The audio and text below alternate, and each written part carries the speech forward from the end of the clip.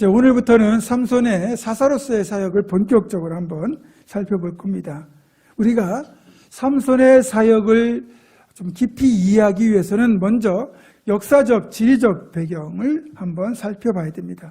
지금 여러분에게 보여드리는 지도를 참고하시면 좋겠습니다. 우선 삼손의 출생지는 저 중간에 있는 단지파의 소라라는 땅입니다. 그리고 삼손에게 여호와의 영이 임했다고 되어 있는 소라와 에스다올 사이 마한에 대한 지역은 지도에서 보시는 것처럼 이스라엘과 블레셋 경계지역 인근에 위치한 성읍입니다. 저기 붉은 줄로 그어진 부분이 그 당시 삼손이 사사로 사역하던 당시 블레셋과 이스라엘 사이의 경계지역에 해당되는 곳입니다. 그리고 오늘 본문에서 삼손이 블레셋의 여성과 결혼하겠다고 내려간 딥나는 마하나데나에 가까운 블레셋의 성읍입니다.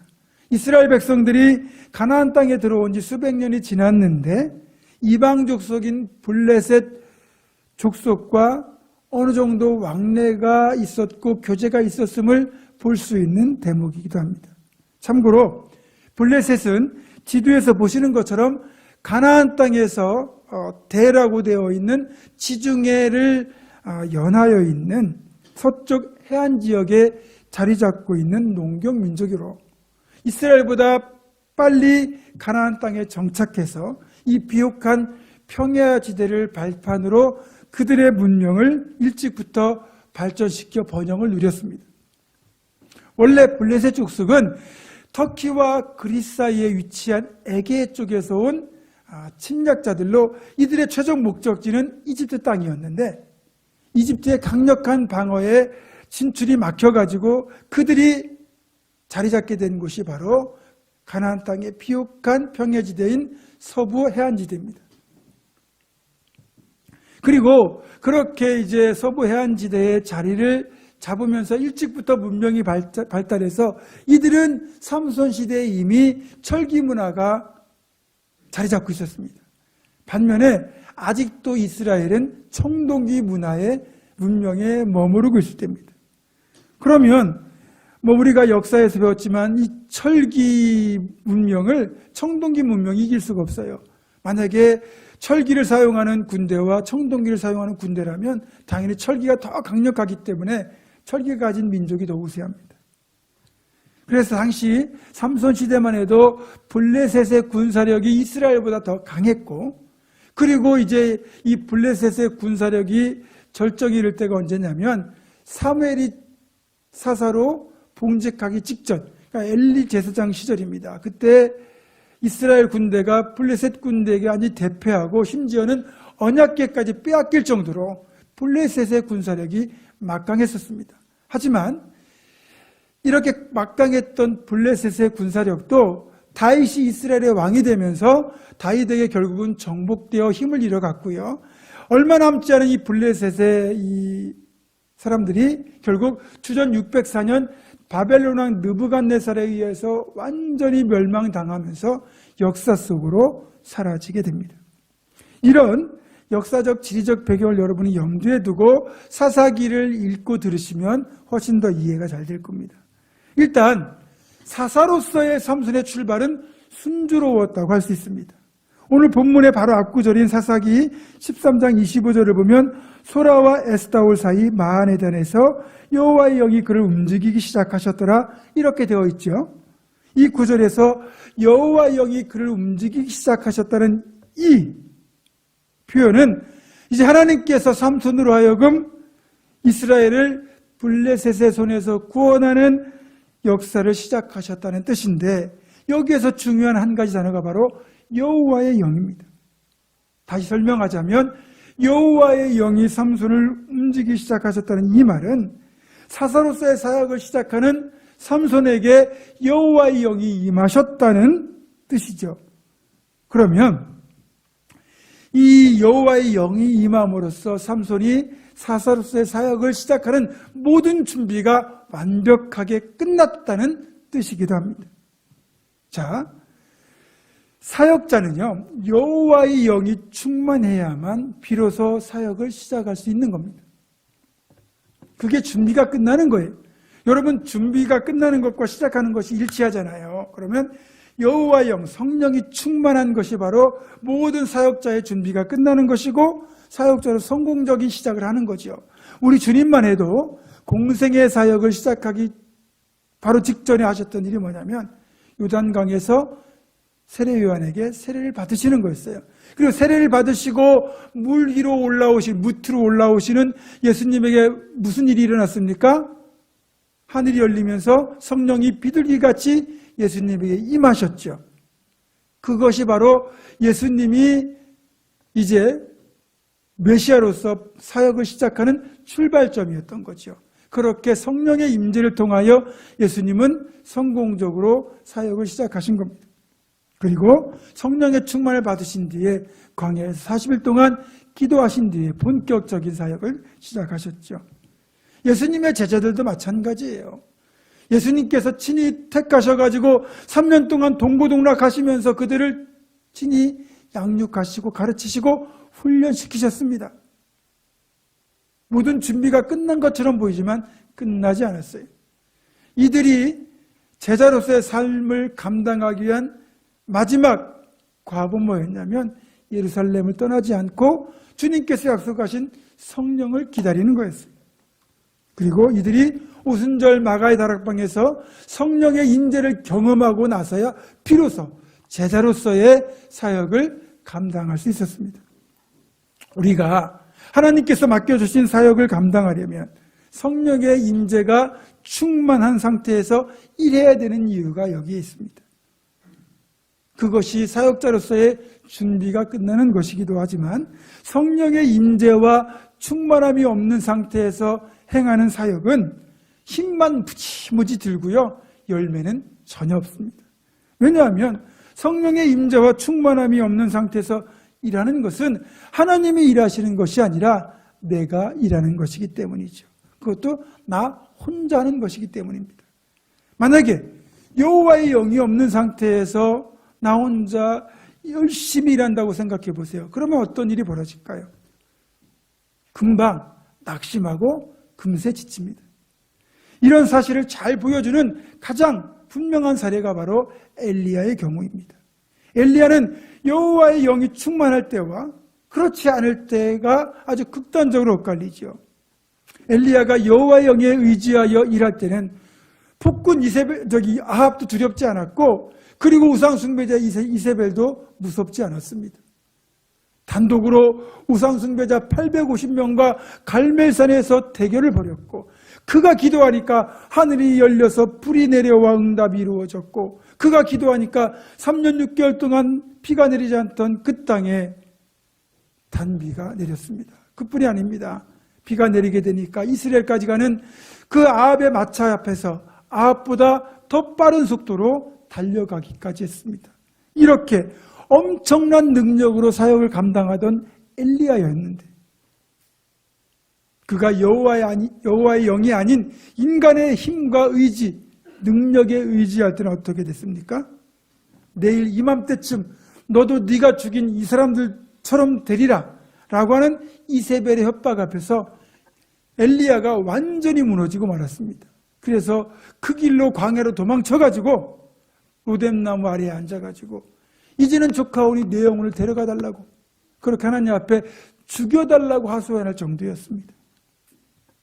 이렇게 능력 있게 사역하던 이들이 갑자기 무너지는 경우는 충만했던 여호와의 영이 고갈될 때 나타나는 전형적인 모습입니다.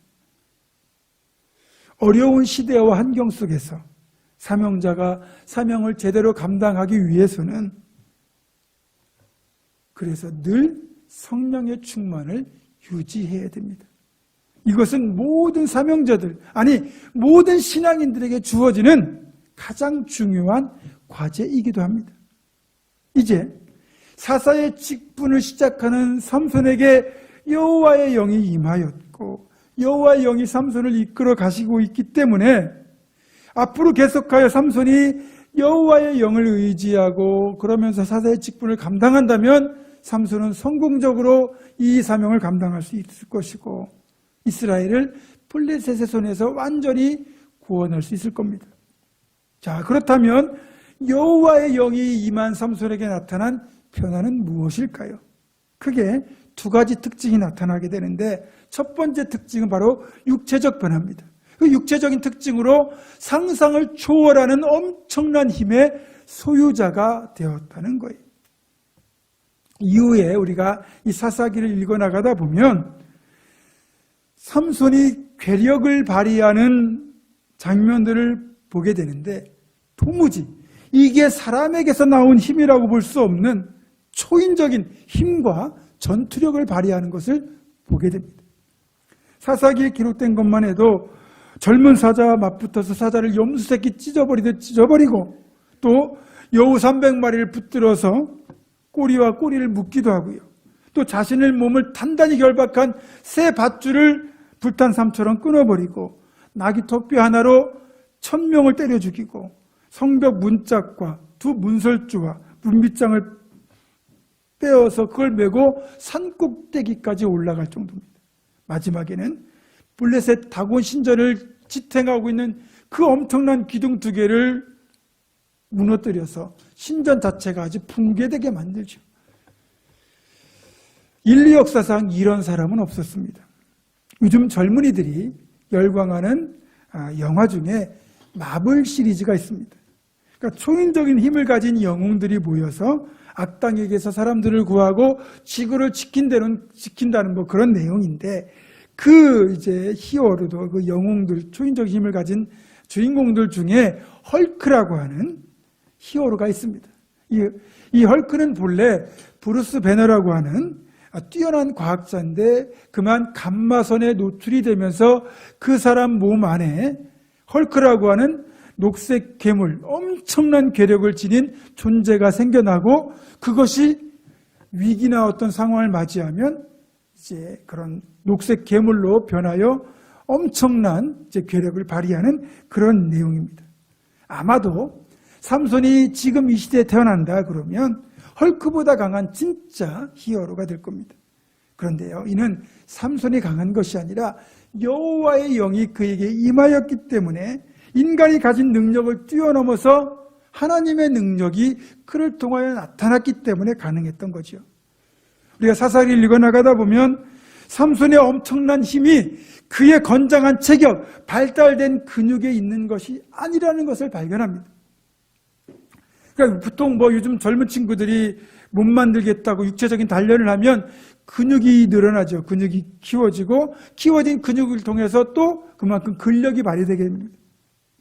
만약에 삼손의 이 놀라운 힘이 어떤 육체적 단련을 통해서 얻어진 것이었다 그러면 훗날 블레셋 사람들과 들릴라가 왜 이 사실을 몰랐겠습니까?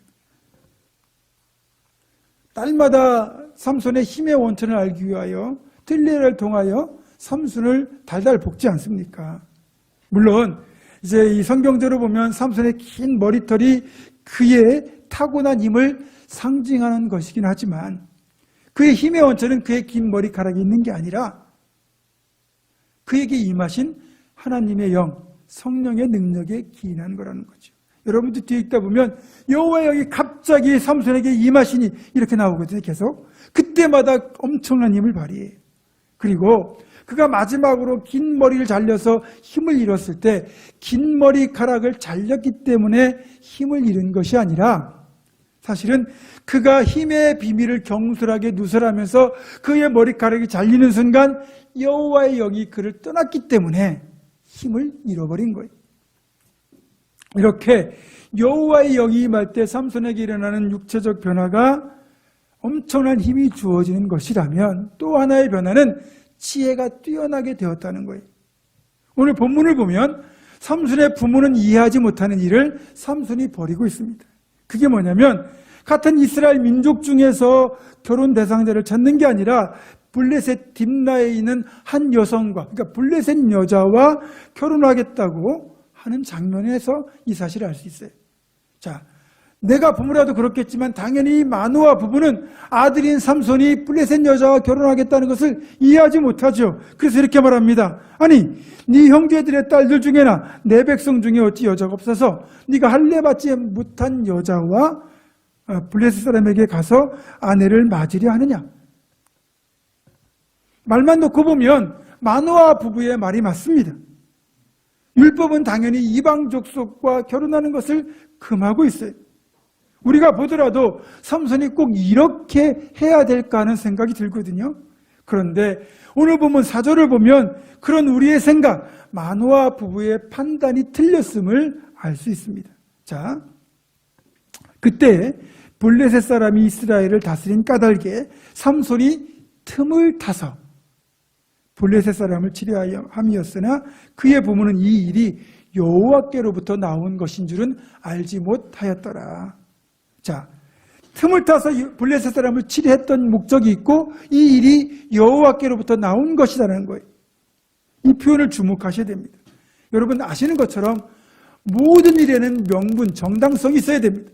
자, 개인과 개인의 싸움도요, 그냥 싸우는 게 없어요. 그렇잖아요. 네가 나를 먼저 쳤다, 네가 나를 놀렸다. 무슨 이유가 있어야 그 싸움이 성립되는 거 아닙니까?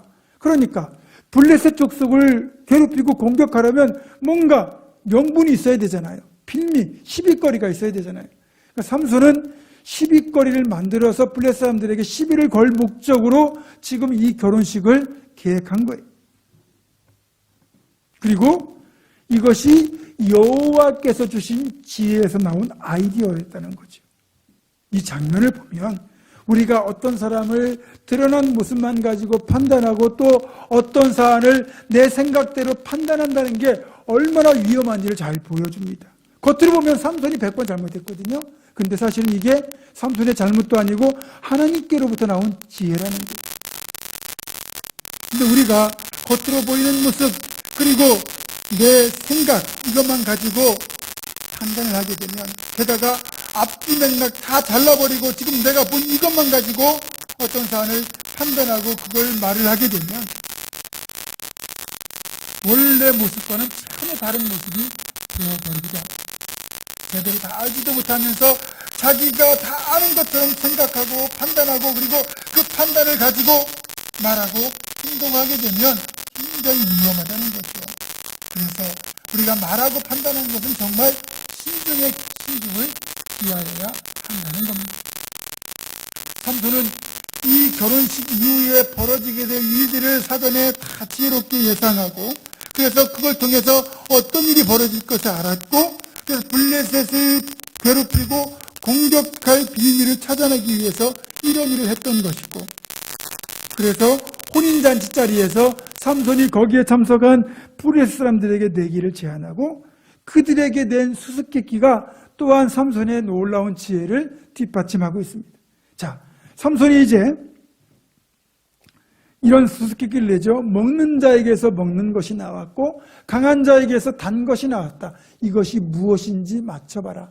이제 이런 수수께끼를 내는데 이런 수수께끼가 왜 나왔는지를 알려면 이후의 상황들을 한번 쭉 봐야 됩니다. 자, 이전에 삼손이 이제 그 딥나에 갈 때 그가 혼자 이제 포도원 근처에 있을 때 젊은 사자가 나타나서 삼손에게 이제 포유를 했고 삼손이 그를 염소새끼 찢어버리듯 죽였다고 되어 있었죠. 그리고 이제 결혼식 하러 간 건데 그 가는 길에 삼손이 뭘 발견하냐면 사자의 몸에 벌들이 벌집을 내고 거기다 꿀을 모아하는 걸 본 거예요. 그래서 거기서 꿀을 먹어보니까 너무 맛있죠. 그걸 가지고 수수께끼를 만든 거예요. 그러니까 먹는 자에게서 먹을 것이 나오고라는 이 말은 사람이나 다른 짐승을 먹는 사자에게서 꿀이라는 먹을 것이 나왔고 강한 자에게 단 것이 나왔다. 이것은 사자의 몸에서 달콤한 꿀이 나왔다. 이걸 자기가 이제 했던 경험을 가지고 수수께끼를 만든 거죠. 이걸 누가 풉니까? 아인슈타인이 와도 풀 수 없는 그런 문제죠. 그러니까 이 경험을 가지고 수수께끼를 만들었으니 삼손이 보통 순발력이 좋은 게 아니고 머리가 좋은 게 아니라는 것을 우리가 알 수 있을 겁니다. 자, 그리고 이 수수께끼를 위하여 블레셋 사람들에게 일종의 내기를 제안하고 그것이 가져올 결과를 예상하여 블레셋을 공격할 빌미를 얻으려고 했던 겁니다. 삼손의 지혜가 돋보이는 장면인데 이게 바로 삼손 자신에게 있던 것이 아니라 여호와의 영이 그에게 임하였을 때 나타난 현상이라는 거죠. 이사야 11장 2절은 이렇게 말씀합니다. 그의 위에 여호와의 영, 곧 지혜와 총명의 영이요 모략과 재능의 영이요 지식과 여호와를 경외하는 영이 강림하시리니. 성령이 임하시면, 여호와의 영이 임하시면 지혜롭게 되고 총명하게 되고 모략과 재능을 갖게 된다는 거예요. 성령이 임하시면 나타나는 놀라운 변화 중에 하나입니다. 물론 그렇게 성령이 우리에게 임하셔서 지혜와 총명과 모략과 재능을 부어주시는 이유는 그것 가지고 잘 먹고 잘 살라고 그렇게 주시는 게 아니라 하나님의 일 제대로 감당하라고, 사명 감당하라고 주시는 거거든요. 그리고 이것들이 있어야만 또 우리가 제대로 사명을 감당할 수 있죠. 자, 복음서를 보면 베드로를 포함한 예수님의 제자들은 대부분 배움이 없는, 학문이 없는 사람들이었어요. 학문 없이 무식하게 갈릴리에서 고기를 잡던 사람들이고, 그만큼 말주변도 없고 지식도 없고 지혜도 부족했던 사람들입니다.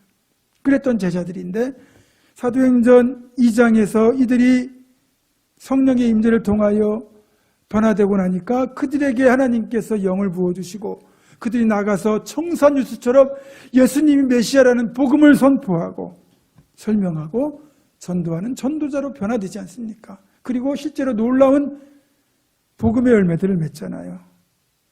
다 성령의 임재를 체험했기 때문에 나타난 변화 중에 하나입니다.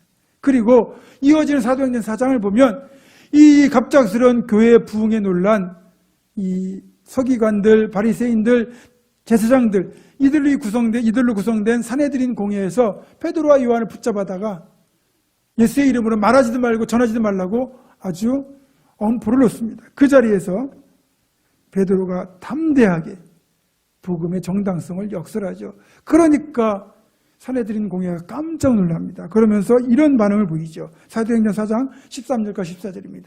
그들이 베드로와 요한이 담대하게 말함을 보고 그들을 본래 학문 없는 평범한 사람으로 알았다가 이상히 여기며 또 전에 예수와 함께 있던 줄도 알고 또 병나은 사람이 그들과 함께 서 있는 것을 보고 비난할 말이 없는지라.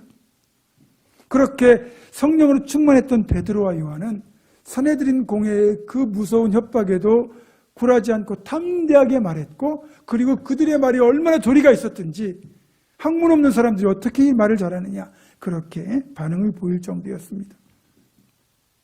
이렇게 성령이 임하시기만 하면 배움이 없는 우리를 할지라도 우리에게 지식과 지혜가 뛰어나게 되고 여기에 언변과 리더십까지 주어지게 됩니다.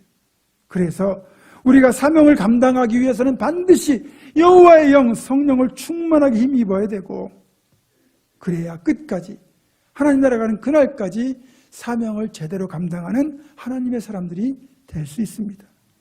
해마다 연말이 되면 각 기관과 부서에 필요한 일꾼들을 이제 임명하게 되는데, 이때쯤 되면 적지 않은 분들이 교역자들에게 이번에는 자신들을 봉사자 목록에서 빼달라고 그렇게 부탁을 하면서 직분을 사양하는 모습을 경험합니다.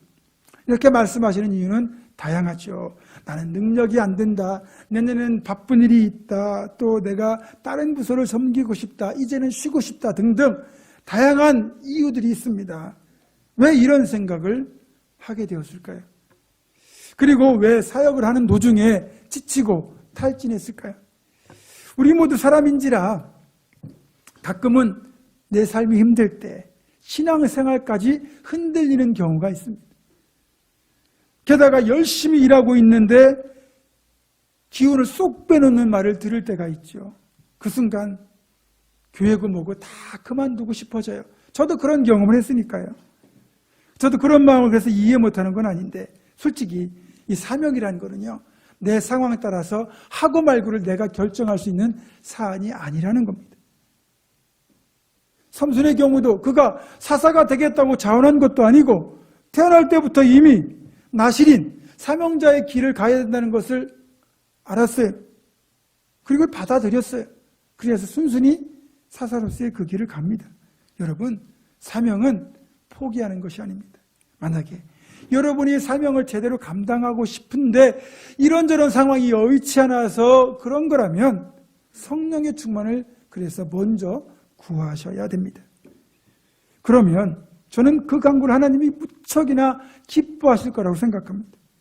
그러면 하나님이 그렇게 사명 감당을 위해서 성령을 달라고 간구하는 여러분의 모습을 기뻐하시니까 그러면 하나님 성령을 통하여 지혜도 주시고 능력도 주시고 건강도 주시고 물질도 주시고 그 사명 감당을 통하여 여러분이 경험하게 된 놀라운 기쁨과 행복도 풍성하게 더하여 주실 겁니다.